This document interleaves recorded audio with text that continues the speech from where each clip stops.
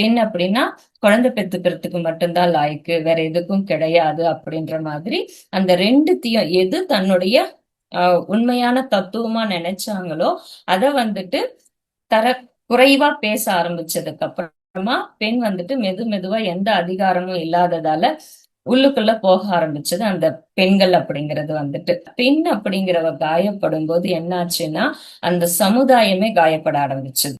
அதாவது ஸ்ரீ சக்தின்றது ஒரு பகுதி, புருஷ சக்தின்றது ஒரு பகுதி. இங்க ஸ்ரீ சக்தி அடிபட ஆரம்பிச்ச உடனே முழு பிரபஞ்சமே அந்த சக்தியில அடிபடுது. அதுதான் நம்ம வந்துட்டு ஸ்ரீ சக்திங்கிறது குறைய ஆரம்பிச்சிருது அப்படின்னு சொல்றோம். சோ இங்க புருஷ சக்திங்கிறது அதிகமாக நம்ம சொன்னோம் இல்லையா, பெண் பூசாரிகள்லாம் இருந்தாங்கன்னு சொல்லிட்டு.